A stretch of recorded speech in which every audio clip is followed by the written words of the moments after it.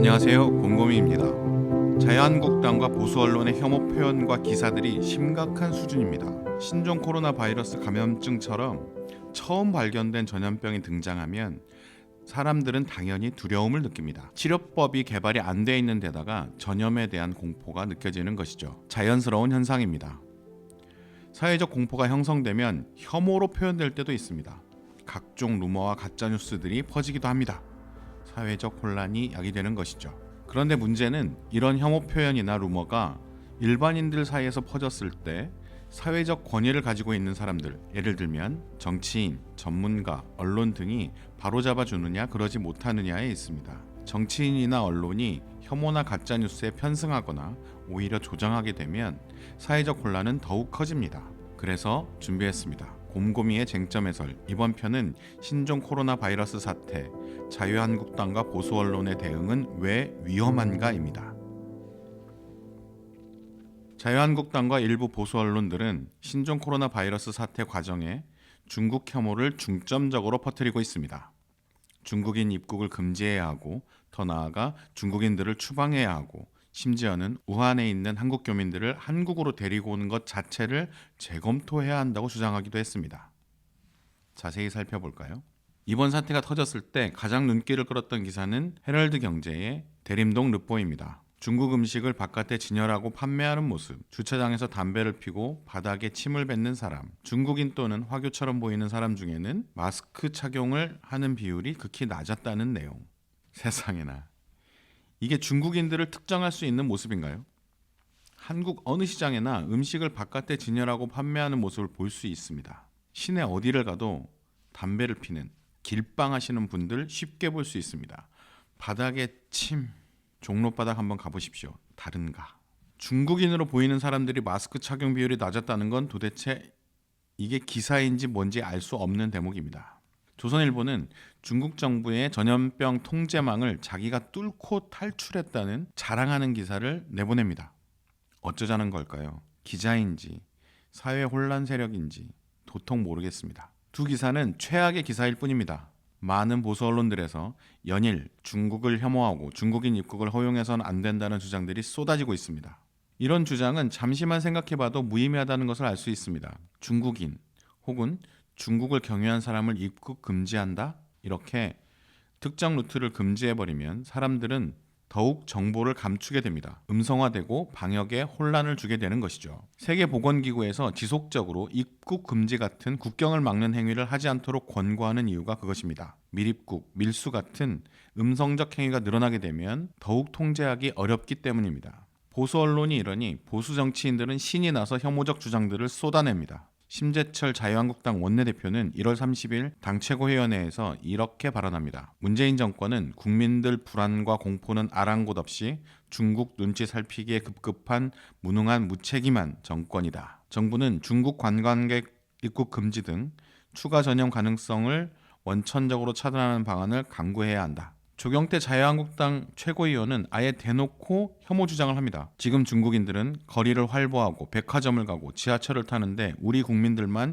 격리를 거부하면 현행범으로 체포하겠다는 것이냐. 중국 우한 폐렴이 진정될 때까지 중국인의 대한민국 입국을 즉각 금지시키고 작년 12월 31일 우한 폐렴이 공식 발표된 이후 대한민국 땅에 들어온 중국인 관광객을 즉각 강제 소환하라. 원유철 의원은 중국 후베이성에서 입국하거나 이곳을 경유한 중국인 등 외국인의 입국 정지를 가능하게 하는 검역법을 발의하겠다 이렇게 예고하기도 했습니다. 누차 얘기하는데요. 가능한 일이 아닙니다. 그리고 설령 가능하다고 칩시다. 지금 미국은 수천 명이 사망하는 독감이 유행하고 있습니다. 2017년 최악의 독감 수준으로 치닫고 있다고 하죠. 그럼 미국인들을 입국 정지할 겁니까? 자유한국당이 왜 이러는지 딱 알 수 있습니다. 네. 정치적 목적과 방향이 정확한 것이죠. 문재인 정부는 중국의 눈치를 보고 있기 때문에 중국의 단호한 입장을 내놓지 못하는 것이다. 이 논리에 전염병 상황을 끼워 맞추고 있는 겁니다. 그래서 전염병 확산을 손 놓고 있다. 전염병 확산보다 중국의 눈치를 더 보고 있는 것이다. 심지어는 정부가 중국에 물적 지원을 하는 것도 비판합니다. 그 돈을 한국에 쓰지 못할 망정 왜 중국에 지원하냐는 겁니다. 세상에나. 미국도 일본도 다른 여러 나라들도 중국의 지원을 앞다퉈 하고 있습니다. 인도적 차원도 있겠지만 실제적으로 필요한 일이기도 합니다. 왜냐하면 중국의 전염병이 진압돼야 세계 모든 시민들이 안전할 테니까요. 잠깐만 생각해봐도 알 수 있는 이런 단순한 문제를 오로지 정부를 비판하기 위해, 중국의 눈치를 보는 정부로 만들기 위해 말이 안 되는 주장을 하고 있는 겁니다. 정치인들과 보수 언론의 혐오 주장이 위험한 이유는 사회를 혼란으로 빠져들게 할 뿐 아니라 전염병 대응을 어렵게 하기 때문입니다. 야당이나 언론은 정부의 행정을 비판하는 존재입니다. 정부의 조치가 부족한 부분이 있다면 당연히 비판하고 시정하게 해야 합니다. 정부가 미처 신경 쓰지 못한 부분이 있다면 당연히 주장하고 하도록 해야 합니다. 그것이 정치이고 정부에 대한 견제의 의미죠. 자유한국당 내에도 합리적인 정치인들이 있습니다. 이런 분들은 아이디어를 내고 정부에 권고도 합니다. 정부 관계자들도 귀담아 듣죠. 하지만 자유한국당 지도부와 보수 언론의 행태는 이런 비판과 견제와는 전혀 다른 의미입니다. 정치적 이득을 위해 혼란과 혐오에 올라타는 위험한 행동입니다. 정치적 이득, 총선입니다. 일반인들 사이에서 혐오 표현이나 가짜 뉴스는 생산될 수 있습니다. 두려움을 느끼기 때문입니다. 잘못된 정보나 악영향을 주는 주장은 당연히 제어되어야 합니다. 전염병을 통제하는 데 전혀 도움이 되지 않기 때문이죠. 그런데 이런 가짜 뉴스나 혐오 표현, 혐오적 주장에 큰 영향을 끼치는 사람들이 정치인과 언론입니다. 조영관 변호사는 최근의 사태에 대해 이렇게 말했습니다. 공적 권위를 가진 인물이 혐오적, 인종차별적 표현을 하게 되면 이는 그 사회에 그런 표현을 허가해 주는 효과를 준다. 쉽게 말해 일반인들이 느끼기에는 정치인이 그렇게 주장했으니까, 언론에서 그렇게 주장했으니까 나도 해도 되는 일이라고 생각하게 됩니다. 그리고 이렇게 해도 되는 일이라고 느껴지게 되면 행동으로 조직되는 상황이 발생합니다. 바로 우한 교민들의 생활시설을 지역에 받아들일 수 없다는 행동 같은 것이죠. 전염되면 어떡하냐는 걱정일 겁니다. 그 심정을 이해 못할 사람은 없습니다. 이럴 때에는 정확한 정보를 통해 생활시설을 두는 것이 위험한가 그렇지 않은가를 판단할 수 있도록 해야 합니다. 일단 바이러스는 속성상 자체로 살아남지 못합니다. 살아있는 생물에 기생해야만 살 수 있습니다. 그래서 바이러스 혼자 둥둥 떠다니면서 몇 킬로미터를 날아가 전염되지는 않는다는 말입니다. 전염자가 기침을 할 때 분비되는 침이 주된 전염 루트입니다.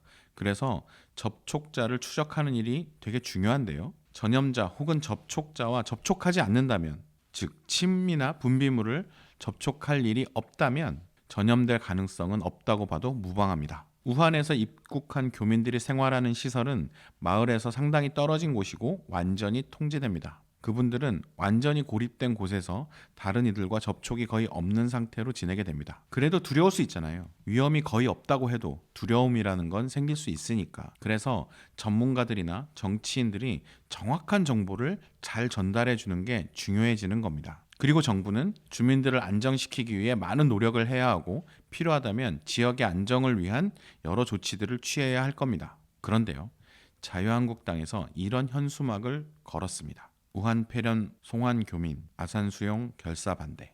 정당에서 혐오를 허용했으니 일반인들은 대놓고 혐오적 행동을 할 수 있는 겁니다. 지역의 주민들의 잘못이 있는 게 아닙니다. 그분들의 불안을 조장하고 공포에 떨게 하는 주장을 지속적으로 하는 세력이 잘못이죠. 혐오 표현이나 주장, 가짜뉴스가 힘을 가지고 퍼질 때는 자신들의 이익을 위해 과장된 불안을 확산시키려는 조직된 세력의 활동이 있을 때 가능합니다. 총선이 2달여 앞으로 다가옵니다. 총선을 혐오 대결로 만들려는 건지 모르겠습니다. 중국인들을 내쫓자는 이들과 그러면 안 된다는 이들로 갈라치는 선거 전략을 세우고 있는 건지도 모르겠습니다. 사실 이런 정치 방식은 한국의 보수 진영에 매우 익숙합니다. 중국인의 자리에 다른 단어를 넣어보면 알게 됩니다. 빨갱이라고 넣거나 전라도라고 넣거나요. 선거를 이기고 싶은 마음은 알겠습니다. 그런데 국민들을 위험하게 만들면서까지 정치를 해야 하는 걸까요? 그건 정치가 아니라 사회를 무너뜨리는, 좀먹는 행위일 뿐입니다. 손 씻기를 잘하는 것이 무엇보다 중요합니다. 공공장소에서 마스크를 쓰는 것이 좋습니다. 무분별하게 확산되는 정보를 가려봐야 합니다. 전문가들의 공통된 의견들과 정부의 공식적인 발표, 공식적인 정보에 귀를 기울이는 것이 중요합니다. 그것이 나의 건강을 지키고 우리 사회를 함께 지키는 길입니다. 가짜 뉴스와 혐오를 함께 막았으면 좋겠습니다. 곰곰이의 쟁점에서 오늘은 여기까지 하겠습니다. 유익하셨다면 좋아요와 구독 부탁드립니다. 시청해주셔서 혹은 청취해주셔서 감사합니다. 저는 다음 콘텐츠에서 뵙겠습니다. 건강하시기 바랍니다. 감사합니다.